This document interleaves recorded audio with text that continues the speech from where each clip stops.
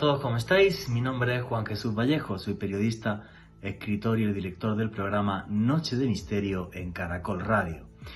Estamos en Navidad y es muy común en estas fechas narrar cuentos a los niños en torno a una hoguera.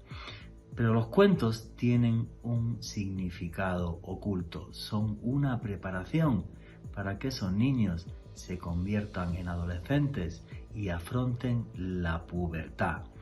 Un significado oculto porque algunos de los escritores de cuentos en la antigüedad eran alquimistas y eran esoteristas. Cuentos clásicos que habéis visto incluso en películas de Disney, como es por ejemplo el caso de la Cenicienta. ¿Queréis saber cuál es el significado oculto de los cuentos? Pues no os perdáis el último podcast de Noche de Misterio, el significado oculto de los cuentos. Noche de Misterio, Caracol Radio. Pues estamos ya en esa fecha donde la familia se reúne en torno a un árbol y en la corona de ese árbol hay una estrella que simboliza la estrella de Belén y que simboliza el nacimiento de nuestro Señor Jesucristo. Una fiesta para estar en familia, una fiesta donde los protagonistas suelen ser siempre los niños, aquellos que guardan la ilusión que hace que la Navidad sea realmente una fecha muy especial. Y en estas fechas es muy común y es normal en familia contar cuentos, contar historias en torno a una hoguera. Y muchas veces pensamos que esos cuentos y que esas historias, que pueden tener muchos orígenes, desde populares hasta algunos escritores de cuentos famosos, pues son simplemente un entretenimiento. Pero con sinceridad, señores, no es así. Los cuentos infantiles tienen un significado oculto que toma mayor relevancia ahora en Navidad, ya que esas historias lo que hacen es preparar a los niños, a sus hijos, para que un día lleguen sanos mentalmente a la pubertad. Buenas noches, noctámbulos. Mi nombre es Juan Jesús Vallejo. Los que queréis seguirme en redes sociales, mi Twitter es @JuanGVallejo, Juan J. Vallejo. En Instagram y en Facebook, Juan Jesús Vallejo. Y esto es Noche de Misterio, los especiales que estamos haciendo para Navidad. Y aquí lo que hacemos es periodismo de misterio.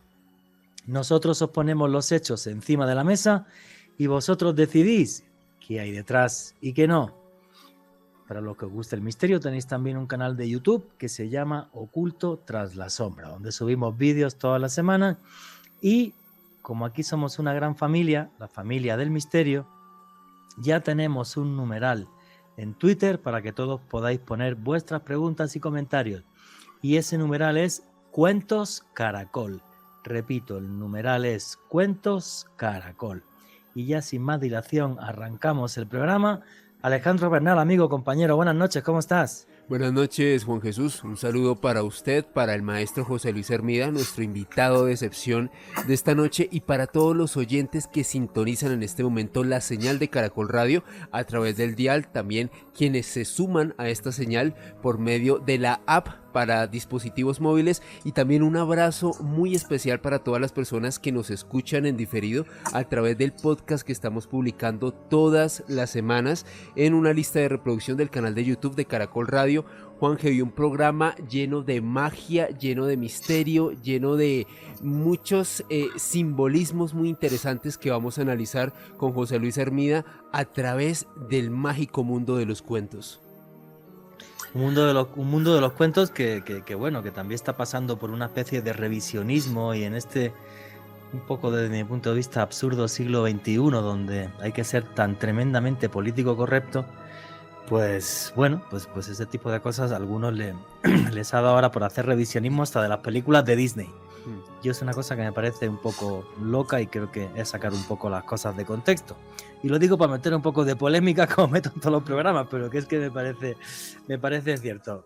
Aquí muchos que tenemos ya cierta edad, nos criamos con esos cuentos y estamos perfectamente sanos, nunca hemos asesinado a nadie, ni hemos hecho absolutamente nada extraño. Alejandro Bernal. Jorge, y es que sin ir muy lejos, hay que recordar, por ejemplo, cómo eran los dibujos animados de hace unas décadas, donde casi que se mostraba una violencia que al día de hoy sería muy explícita, o un tipo de mensajes que serían bastante polémicos al día de hoy, y creo que ninguno de nosotros o los ha replicado o ha quedado mal de la cabeza por eso. Así que yo creo que es interesante plantear el debate que usted estaba mencionando hace unos instantes. Mira, hay un documental muy bueno, se llama Bowling for Columbine, Sí, sí. hace muchísimos años, donde se habla del problema de la violencia en Estados Unidos y ese tipo de cosas. Y hay un momento en la entrevista en la que van entrevistando a varias personas. Juraría que aparece también Marilyn Manson, por ejemplo, sí. el cantante. Y entonces es decir, bueno, también creo que queda claro cuando uno juega un videojuego o ciertas cosas, que es una violencia y una sangre que es ficticia, que es lo que creo que hay que enseñarle a los menores, y que sepan diferenciar lo que es ficción de lo que es realidad, y es tremendamente cruento. Pero bueno, ahora con este revisionismo, pues cada uno que eduque a sus hijos como quiera. Yo, como no tengo hijos, solamente tengo un perro enorme, se llama Tito, pesa 45 kilos y es un Bernet de la montaña, y ese no me da absolutamente ningún problema. Pero bueno, sí es un debate social. Pero el que sabe mucho más de esto, de cuentos y del significado oculto de los cuentos, no es ni más ni menos que el señor José Luis Hermida, que está ahí al otro lado del charco en Sevilla. Amigo, buenas noches, ¿cómo estás? Muy buenas noches, súper contento y lleno de placer de compartir con ustedes estas horas y hablando además de cuentos, contando cuentos. Es lo más bonito que puede hacer un ser humano, contar cuentos, cuentos auténticos, cuentos mágicos, cuentos esotéricos, cuentos educativos para las generaciones que ahora empiezan y que seguro que toman muy buena nota y muy buena lección de lo que significan de por sí esos cuentos. Hablabas hace un momento, Juanje y Ale, hablabais de la estupidez humana, de cómo hay un revisionismo total de los cuentos. Os voy a contar una anécdota. En la escuela primaria de Duval, Florida, Estados Unidos, el cuento Blancanieves ha sido incluido en la lista de libros de difusión limitada por la petición de varios padres de alumnos a la comisión escolar, debido a que su contenido presentaba escenas explícitas de violencia, hechizos y brujería. No. Pero la estupidez no solo abarca esa parte del mundo. Un dirigente político ucraniano pide al ayuntamiento sustituir una estatua de Blancanieves y los 7 enanitos por otra de Lenin. Mala infancia tuvo este hombre, ¿verdad? Qué pena ¿Qué será de nosotros cuando la pantalla del ordenador eclipse el aletear de las hadas de los cuentos? Pues sí, oye, me has dejado en shock con esto. Bueno, que un señor ponga una estatua de Lenin en vez de Blancanieves, cuando Lenin juraría, tengo el dato por ahí, pero juraría que cuando él tuvo el atentado mandó fusilar 20.000 personas. O sea, todo un angelito, sí. Entonces, una maravilla, sí. Entonces me parece increíble, ¿no? O sea, me parece, no sé, a mí me parece absurdo. Y yo creo que desde niños uno sabe diferenciar, efectivamente, cuando una cosa es una ficción y otra cosa es la realidad. Que de eso iba también el documental, en cierto momento el documental Bowling for Columbine. O sea, vamos a ver, que yo juegue a un videojuego donde hay cierta violencia, pues por ejemplo yo voy con una nave matando extraterrestres, no significa que sea un racista ni que sea un asesino. Y bueno, Alejandro Bernal es gamer y tienes un canal de gamer. Cuenta tu opinión de esto. Es que, Juanje, sobre lo que usted comentaba del documental de Bowling for Columbine, recuerdo cómo en su momento se satanizó el videojuego Doom, que es el pionero de los juegos de disparos en primera persona. De hecho, Dylan Klebold y Eric Harris, los chicos que perpetraron este atentado en los Estados Unidos, habían creado unos niveles de este videojuego y llegó a tal nivel la satanización de este título que no solamente se prohibió en su momento, sino que los niveles creados por estos chicos se convirtieron como en un santo grial para los gamers que buscaban cosas oscuras en la red, simplemente porque eran unos niveles creados por unos chicos que cometieron un atentado, como si per se jugar un título de esas características te convirtiera en un terrorista. Es una cosa muy loca, una alienación brutal lo que sucedió en los Estados Unidos en aquel entonces. Bueno, yo una de las cosas más estúpidas que he escuchado es que la gente que hemos hecho deportes de contacto, yo juego a rugby 14 años de mi vida, he hecho full contact, he hecho boxeo, ya lo he tenido que dejar porque estoy fatal de la espalda, como si hacer eso te hiciera una persona más violenta, por ejemplo. No vas pegándole a nadie por la calle. Pero absolutamente a nadie, es un deporte, me encanta, me fascina, jamás en mi vida me he peleado en la calle, jamás.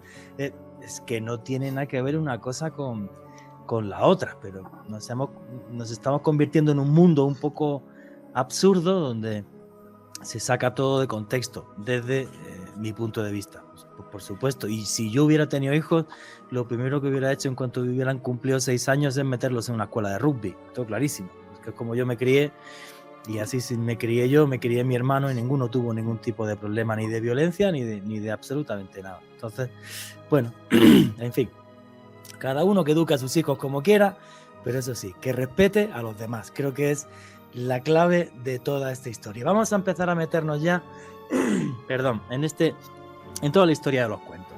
Bueno, yo creo que uno de los clásicos que aparece además en cuanto uno busca significado oculto y que además es un cuento tremendamente universal es el de Caperucita. Esta niña que se va, atraviesa el bosque, tiene la tentación de ese lobo, aparece un cazador, toda una serie de historias y toda una serie de elementos que tienen un significado realmente esotérico. José Luis Hermida, ¿cómo es toda esta narración de Caperucita y cuál es el mensaje que tendría para los menores? Vamos a ver, sobre los cuentos infantiles hay una gran cantidad de literatura, pero la mayor parte de ella llevada a cabo, escrita por especialistas, por ejemplo Bruno Bettelheim, psiquiatra, psicólogo, por ejemplo Sheldon Kasdan, que escribió La bruja debe morir, para ayudar a los adultos a comprender el porqué de los cuentos infantiles, que no son tales cuentos infantiles, son cuentos de paso para que el niño, el infante, acceda a su juventud con unas claves. El niño en las primeras edades de su vida es mágico fenoménico, cree que todo es posible, mezcla fantasía con realidad y eso es bueno. Un río habla porque se va moviendo, una piedra puede contarle un secreto, un árbol es un amigo porque mueve las ramas y lo saluda, en fin, todo es mágico fenoménico en la naturaleza. Entonces los cuentos hablan exactamente el lenguaje del niño. Que eso es genial. O sea, eso es maravilloso. Ese tipo de elementos fantásticos que hacen que un niño pueda entrever que en la naturaleza hay un alma, que así eran las religiones antiguas. El animismo es eso, pensar que las cosas de la naturaleza que nos rodean tienen alma. Y en un momento donde el cambio climático nos acecha, además, como una espada de Damocles, pues eso me parece maravilloso, que entiendan los niños que la naturaleza que nos rodea es tan mágica que es en sí el motor de la vida de la que somos partícipes. Eso me parece genial. Claro, genial, genial, porque además el niño aprende a amar, a respetar a la naturaleza y aprende a reconocer, perdón, en los personajes de sus cuentos los impulsos que él siente por dentro y que nadie le sabe explicar, y que él se encuentra aislado, pero cuando ve al personaje de su cuento llevar a cabo esas tareas, esas labores, esas dudas, esos miedos, se siente identificado. Hablabas tú hace un momento de Caperucita Roja. Caperucita Roja es la duda entre el principio de la realidad y el principio del placer. Y me explico. Va la buena mamá y le dice a Caperucita: no te apartes del camino y no curiosees por los rincones cuando vayas a casa de tu abuelita a llevarle esta cesta que yo te entrego. Pero hete aquí que Caperucita va cantando por la naturaleza y se encuentra al lobo. Y el lobo le dice: mira qué flores hay por aquí, no te fijas en lo bello de la vida. Parece como si te dirigieras a la escuela. Fíjate, estás demonizando ya a la escuela. Sí. Porque el lobo, ¿quién es? El lobo, enfrente al cazador, que sale en muchos cuentos, es la naturaleza totalmente descontrolada, el deseo totalmente descontrolado, el deseo que no tiene traba ni tiene fin. Y el cazador, que acaba matando al lobo en Caperucita, es la naturaleza mágica, Sensata. la naturaleza sensata, la naturaleza buena, positiva, que ayuda, empática. Y entonces ahí está la duda entre el lobo y el cazador. Y por en medio está la abuela. La abuela le ha regalado a Caperucita su caperuza roja. No olvidemos esto, es muy importante. Porque la abuela ya es una mujer mayor, que ya no puede llevar a cabo sus impulsos, sus instintos y sus deseos, pues los convierte en algo real a través de Caperucita roja. Caperucita tiende al lobo por su instinto natural, pero llega el cazador y el cazador, la naturaleza armónica, mata al lobo, que es la naturaleza desarmónica. El lobo, no olvidemos, estaba en la cama con la abuelita, haciéndose pasar por la abuelita para comer entre comillas, a Caperucita roja. El cazador es generoso, el cazador se enfrenta al lobo, modifica esos instintos naturales pero desordenados de Caperucita y la acaba llevando al camino de la armonía y de la normalidad. No olvidemos, curiosamente, que en inglés el título del cuento es Little Red Riding Hood, que tiene algo que ver con la sexualidad femenina. Claro, o sea, lo que nos está llevando este cuento es a decir, va a llegar la pubertad y cuando llegue la pubertad, uno lo que va a tener es pues una serie de deseos y de pulsiones que son normales, que si no las tuviéramos, porque antes todo esto era pecado y era terrible, si no tuviéramos esas pulsiones, básicamente porque estamos muertos. Eso es. Ahora, ten cuidado porque esas pulsiones sí pueden hacer que tu vida se estropee porque caigas, digamos, en malas manos, que sería este lobo que está en medio del bosque y que es capaz de seducir, pero que no tiene buenas intenciones y que no es una persona, digamos, ordenada. Mientras que el cazador es todo lo contrario. El cazador se adapta y es parte de la naturaleza, pero si es bondadoso, si es buena persona, si es una buena relación que tener en la vida. Es el cómo se lee entre líneas uno de esos cuentos que además es tremendamente universal. Totalmente.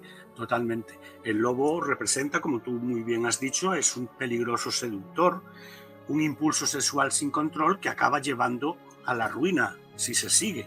Y el cazador es un impulso dominado, un impulso controlado, de acuerdo con lo mejor de la naturaleza, curiosamente amigo de los animales, aunque cace animales, es amigo de los animales y amigo de la armonía y del bienestar de Caperucita.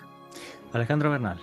Juanje, respecto a lo que comentaba José Luis hace unos momentos, Bruno Bettelheim comentaba que los cuentos en realidad se presentan a los niños con un lenguaje simbólico que cada niño pueda comprender y en el fondo tienen un mensaje edificante. José Luis ha sido pedagogo durante muchos años y la pregunta que le quiero hacer es, ¿cómo ves tú la labor pedagógica que tienen los cuentos en los niños? Yo te voy a decir una cosa, Ale. Has tocado un tema básico y capital. Los niños de hoy en día que no conocen los cuentos antiguos, porque no olvidemos que los niños tienen cuentos hoy, pero no están escritos por esoteristas, no están escritos por alquimistas, no están escritos por filósofos de la mente, no están escritos nada más que por un afán comercial en muchísimos casos. Okay. Yo no lo critico, pero no traen para nada esos mensajes de complicidad, de saber esperar, de que todo tiene su tiempo, de que lo que a ti te pasa es normal, le pasa también a los demás, que vas a poder descubrir a través de los personajes de tus cuentos unas claves simbólicas, como por ejemplo qué es el hada, qué es el ogro, qué es el espejo, qué significa pincharse. En todos los cuentos algún personaje acaba pinchándose y derramando sangre tarde o temprano. ¿Qué significan los cabellos largos? Los cabellos largos de las princesas significan que ya llega el momento de la fertilidad, ese momento que tanto temen los padres y los reyes, porque no ya solo porque puedan poseer a su hija, sino porque no la pueden preservar o no la puedan preservar virgen para entregarla al príncipe que creen ellos conveniente para pactar con sus reinos, ¿verdad? Y entonces está la torre. La torre es el sitio donde hay que encerrar a la princesa para que la princesa permanezca virgen hasta que llegue el príncipe adecuado según el padre. La princesa, que hace muchas veces, con esos cabellos largos crecidos años y años y años, arroja los cabellos por la ventana y el príncipe sube por esos cabellos como si fuera una escalera. Moraleja: el deseo, el instinto y el deseo elevado al amor no se puede parar.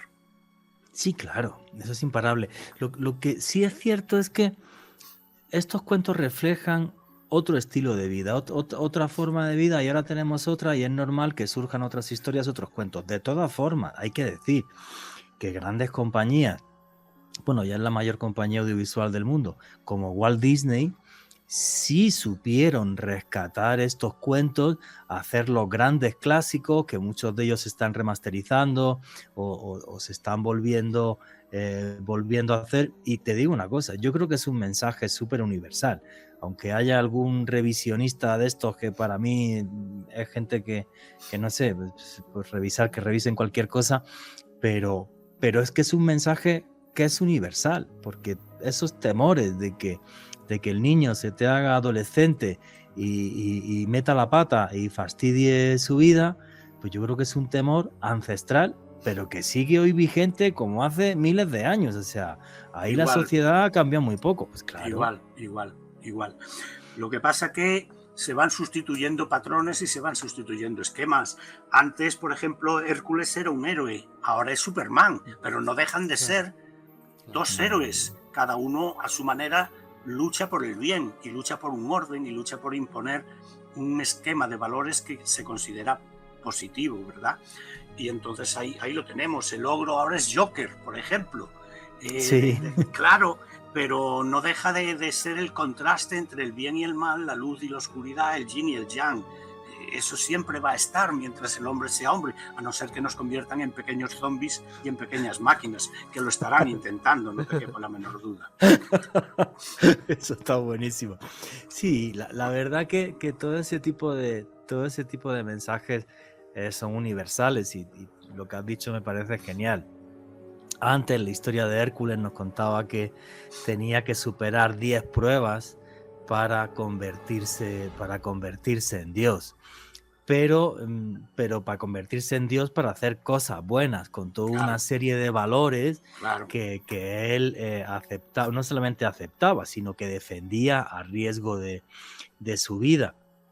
Y lo que han hecho con muchísimas obras de ciencia ficción hoy día es básicamente esa misma historia. Es bueno, o sea, George Lucas mismo, cuando hizo Star Wars, ¿cómo se llama? No me acuerdo ahora mismo el libro famosísimo este que se leyó, juraría que es la Vuelta del Héroe, una cosa así se llamaba.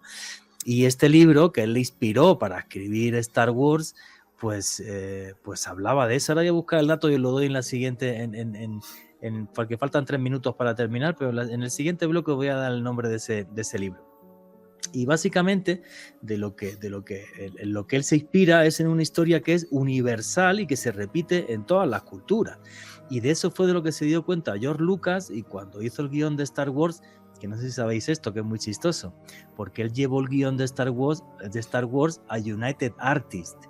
Fue la primera productora. Y entonces en United Artists le dijeron: no lo veo. esto pues estarán no, arrepintiendo toda la vida. Bueno, tanto que quebraron y ya no existe United Artists. Claro. Y Lucasfilm la han vendido a una mega millonada. Pero le dijeron, no lo veo, esto yo como que no lo veo. Demasiado simple y no lo veo. Y en esa sencillez, en esa simplicidad, estaba pues toda esa historia, ¿no? La de un tipo malo que en el fondo era bueno y que cayó en la oscuridad y que al final va a volver a la luz. Pero su hijo, en cambio, nunca cae en la oscuridad, ¿no? Que es el caso de Obi-Wan. Y entonces, pues, de Obi-Wan no, de Luke Skywalker. de Luke Skywalker. Lucas. Él no cae en ese error y es capaz de llevar incluso a su padre a la luz. Bueno, pues George Lucas lo que hizo fue, efectivamente, coger un libro de filosofía, ver cómo hay una serie de historias que se repiten continuamente y aplicarlo a un guión, que es básicamente lo que hacían, como estaba diciendo José Luis, antiguos esoteristas y conocedores, y hacían sus guiones y sus historias en función de algo que sabían que era universal, y es que todas las sociedades necesitan transmitir ciertos valores a la gente que viene de atrás. Bueno, señores, vuestras preguntas y comentarios a través del numeral Cuentos Caracol. No os vayáis, que viene un pequeño boletín informativo, pero ya mismo sigue Noche de Misterio. Continuamos con Noche de Misterio. Y aquí seguimos en Noche de Misterio. Vuestras preguntas y comentarios a través del numeral Cuentos Caracol. Y como lo prometido es deuda, ya encontré el título del libro. Se llama El héroe de las mil caras. George Lucas se leyó este libro, El héroe de las mil caras, que es un libro donde se analiza la mitología antigua. Entonces, el viaje del héroe, donde transforma su vida a través de una serie de conocimientos y demás, y hay una transformación. Pero ojo, que para esa transformación hay que viajar, hay que salir de casa, hay que dejar atrás la zona de confort. Eso es en lo que él se inspira a la hora de crear Star Wars, ¿vale? Y los señores de United Artists, pues seguro que todavía el que le dijo que no tiene que estar tirándose de los pelos si es que sigue vivo, porque madre mía, qué máquina de hacer dinero fue esta historia. Bueno, señores, contaba esto simplemente para que veáis que hay una serie de hechos que nos afectan a todos y que son tremendamente universales, y hay una serie de epopeyas que se repiten una y otra vez, pues para darnos el mensaje de que realmente podemos tener una vida mejor, como son los cuentos, o como por ejemplo se inspiró George Lucas en esta historia del héroe de las mil caras, porque necesitas salir y enfrentarte al mundo para poder transformarte. Bueno, vamos a seguir con más cuentos para que nos analice José Luis Hermida. Ya hemos hablado de Caperucita, y luego yo creo que el clásico también sería La Cenicienta, ¿verdad? La Cenicienta, que gracias a la magia es capaz incluso de estar con un príncipe una noche. ¿Cómo sería la historia de la Cenicienta, José Luis Bueno, Hermida? la Cenicienta se ha llegado a decir que es la primera mujer feminista y rebelde de la historia, y que está representada en un cuento. La Cenicienta representa la renuncia recompensada, la humildad y el saber esperar, que te va a traer luego, por supuesto, el príncipe de tus sueños. También entra en un tema que es muy común en todas las familias: la rivalidad fraterna, la pelea entre hermanos. Siempre hay un hermano, la envidia, siempre hay un hermano que está más marginado que los otros. Y hay en una familia con 3 o 4 hermanos, siempre hay uno que va un poquitín a la cola, no porque los padres lo quieran menos, sino porque los otros hermanos se imponen más. Es como un nido de pájaros. Hay pajaritos que son más poderosos a la hora de recibir el alimento de los padres y dejan que el hermano más débil pues no coma tanto. Entonces la Cenicienta pues representa eso, la rivalidad fraterna, la rebeldía de la mujer dormida que despierta a sus derechos cuando, ayudada por el hada, siempre por una fuerza benéfica, decide ir al baile. en una carroza, que es una calabaza, tenemos otra vez el elemento de la naturaleza, el elemento natural, y pierde su zapatito de cristal cuando huye a las 12 de la noche. Las 12 de la noche es la zona de tránsito entre la fantasía y la realidad. La hora 13 es la hora maldita, la que viene posterior a las 12, y pierde el zapato de cristal, que el zapato de cristal no es ni más ni menos que simbólicamente la sexualidad de la muchacha, el himen, el compromiso, el anillo de boda, y el príncipe desesperado, buscando de una forma o de otra el pie que encaje en ese zapato de cristal, es decir, tener la relación completa con esa muchacha que huyó del baile por orden del hada para proteger su virginidad, curiosamente. Esa es la interpretación, para proteger su virginidad. No, y aparte también el cuento tiene un mensaje que también me parece muy lindo, que es esas hermanas y esa madrastra envidiosa, malas personas, tal, que al final se quedan fuera de este juego total y absolutamente, porque han sido muy malas personas. Y entonces ya, obvio, pues Cenicienta no quiere saber nada de ella y el príncipe menos todavía, ¿no? Y es que yo creo que este cuento nos muestra una cosa que me parece maravillosa, que es que la nobleza es algo que está por encima de la sangre. La nobleza es una cualidad humana, sí, que está muy por encima de la sangre, ¿no? Y entonces cualquiera puede ser noble si su alma es buena. A mí es un cuento que me parece maravilloso. Mira, hay un cuento, brevemente, un inciso muy parecido que a mí me ha gustado mucho. Son cuentos menores, pero que a mí siempre me ha gustado mucho. Es el cuento del patito feo. Un patito que nace en una manada de patos, en un estanque, y todos los hermanos lo desprecian porque es un pato desgarbado, es un pato feo, con un plumaje tremendamente feo, hasta el punto de que no lo dejan comer, lo picotean, y ese patito feo, pues acomplejado, se esconde de los demás patitos, desea ser como esos otros patos que no son como él, porque se han desarrollado mucho más, y se esconde entre unos juncos y pasa un tiempo y de pronto, sin darse cuenta, él ha crecido y sale y se ve reflejado en el estanque y dice, pero ¿quién es ese pato o ese animal tan hermoso que estoy viendo? Y no se da cuenta que era el mismo. Es decir, el patito feo se convierte en el cisne más hermoso del estanque. Porque seas diferente no quiere decir que vayas a ser peor. Espera, llegará el momento en que te conviertas en el cisne y serás la envidia de todos los que antes te criticaron. Efectivamente, a mí me parece una historia maravillosa en el sentido del poder de transformación que tenemos los seres humanos. Hay un proverbio taoísta que me vino a la cabeza, que también seguramente lo conocerá José Luis, que es: no desprecies a la serpiente porque no tenga cuernos, porque un día se puede convertir en dragón. Efectivamente, nadie sabe qué va a suceder mañana y la capacidad de transformación del ser humano es maravillosa, y este tipo de cuentos nos la recuerdan, que realmente nos podemos transformar, que gracias al trabajo, al esfuerzo y a mil cosas, los seres humanos podemos cambiar total y absolutamente. Vamos a seguir con otro de los cuentos, y este sí que tiene un montón de elementos brutales, que es el de Blancanieves. Blancanieves y esos enanitos y esa bruja malísima que le da esa manzana y luego llega... Este fue el que prohibieron en Florida, el de Blancanieves. Sí, claro, sí. Había brujas, perdona había que me ría. Sí, es una pena.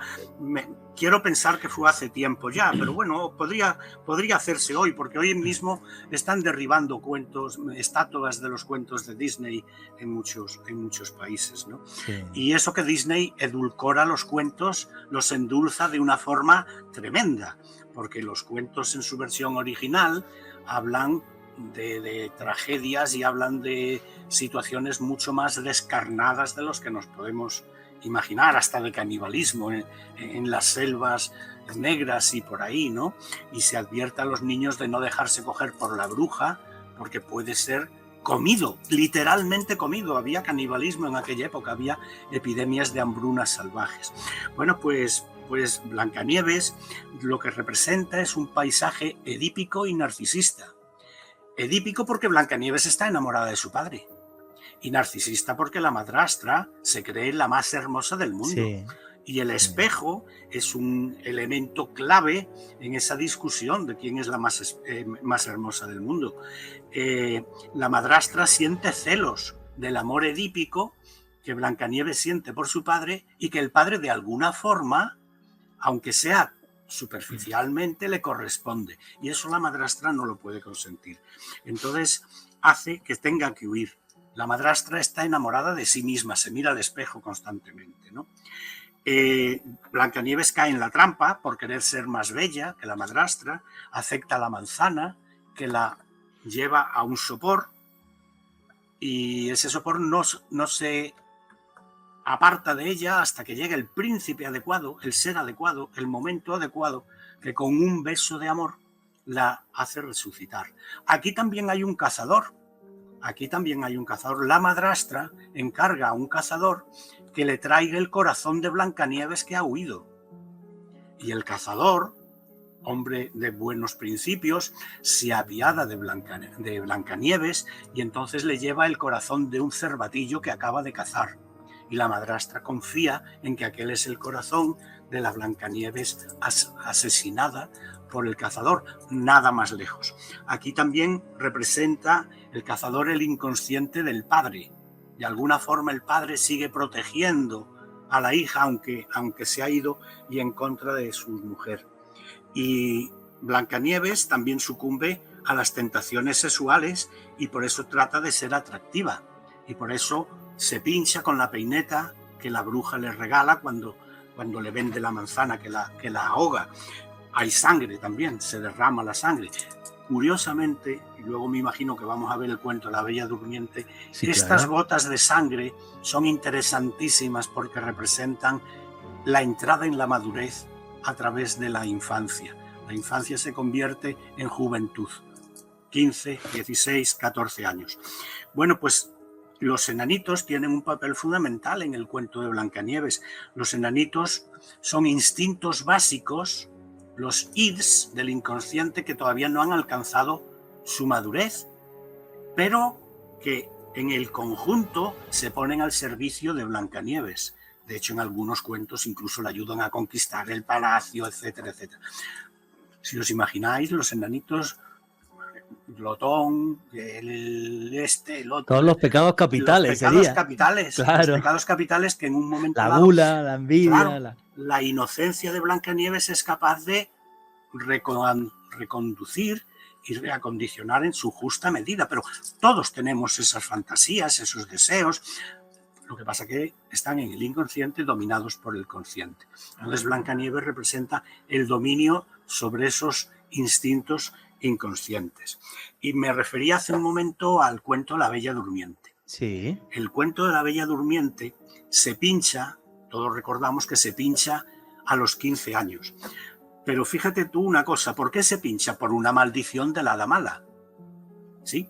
Sí. En inglés, la palabra maldición es curse y significa tanto maldición como menstruación. ¿Ah, sí? Exactamente, en el inglés clásico.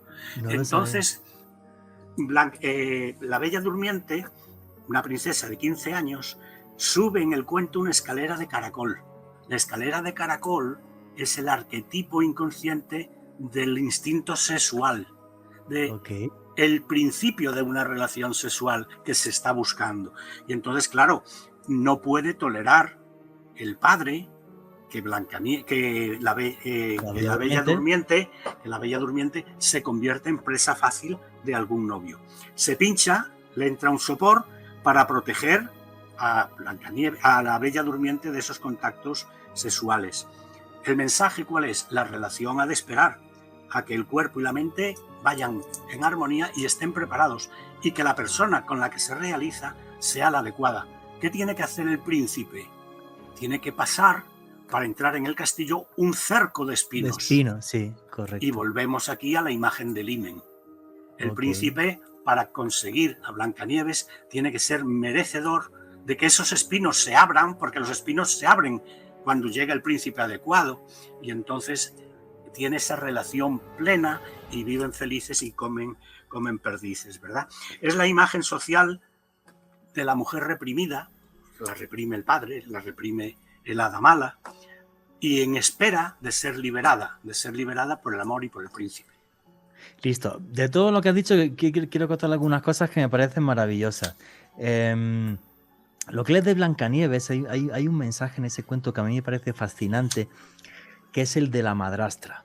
La madrastra que está obsesionada con la belleza física, mientras la auténtica belleza es la belleza interior, lo que te hace un ser humano especial y diferente. Y entonces cuando alguien es tan tremendamente vanidoso, normalmente te acabas haciendo una mala persona. ¿Por qué? Porque no eres capaz de ver el alma de los demás. Para mí es un mensaje que tiene el cuento que me parece fascinante. Alejandro Bernal. Juanje, precisamente sobre lo que comentaba José Luis y de lo que usted hacía referencia hace unos instantes, algunos investigadores establecen que desde el punto de vista esotérico y místico, muchos de estos cuentos lo que intentan representar es en sí el camino de evolución del espíritu humano, cómo éste se pone a prueba a través de estos diversos obstáculos que se presentan en el camino y siempre al final hallan la luz después de enriquecerse espiritualmente a partir de todos estos inconvenientes que les ocurren. Son los ritos de paso que se le ponen al niño o a la niña para alcanzar la madurez, ritos de paso. El bosque, hablando de ritos de paso, me vais a permitir, es que me lanzo un poquito. El bosque es el laberinto. El bosque es el laberinto donde el niño se tiene que internar y tiene que volverse convertido en un hombre. Entonces, hoy en día todavía hay tribus donde el niño, para ser considerado hombre y miembro de pleno derecho de la tribu, se tiene que internar solo en el bosque con una lanza y cazar un animal salvaje. Y entonces, cuando vuelve con la piel de ese animal salvaje, se considera que el niño ha superado ese rito de paso y se ha convertido en un guerrero más de la tribu. Pues en los cuentos está presente el bosque también, en el que entran los niños y tienen que salir, tienen que saber salir para hacerse adultos. Efectivamente, saber enfrentarte a la naturaleza y convivir con ella, y sobre todo en las tribus primitivas era algo crucial por una cosa, porque si no cazas no comes, y si no comes te mueres, y no puedes tener hijos y no puedes mantener una familia.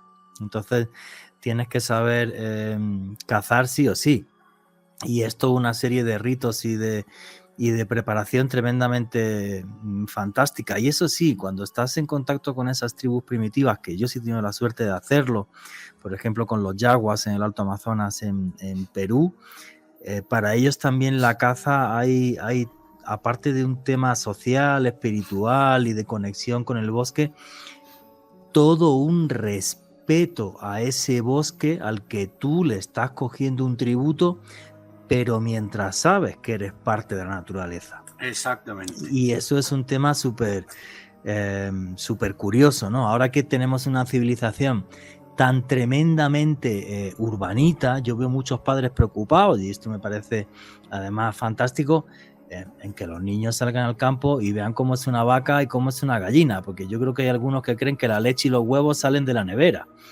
Y esto es completamente ridículo. Entonces, el tener esa conexión, y creo que es una cosa que cada vez está más de moda, el sacar a los niños y llevárselos al campo y entender que aunque hayamos abandonado los pueblos, pero todos venimos de ahí, todos venimos de aldeas, y los que vivían en ciudades hace 2 siglos en el mundo eran realmente muy poquitos, ¿no? Entonces esa vuelta a la tradición y a lo ancestral a mí me parece algo tremendamente crucial a día de hoy para que tengamos una sociedad sana, ¿no? Que los niños también entiendan todo eso. Voy a comentar un cuento que a mí me fascina, que es muy, muy cortito, que creo que tiene un significado muy, muy sencillo, que es el de los 3 cerditos, ¿no? Porque los 3 cerditos...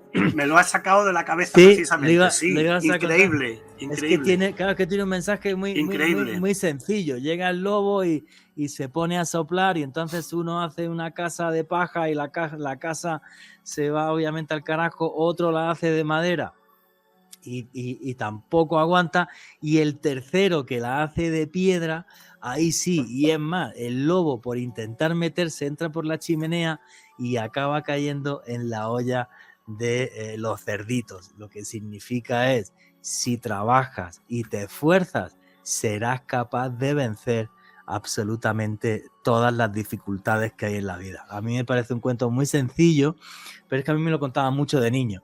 Entonces lo recuerdo cuando iba al pueblo. Eso es, me parece fascinante.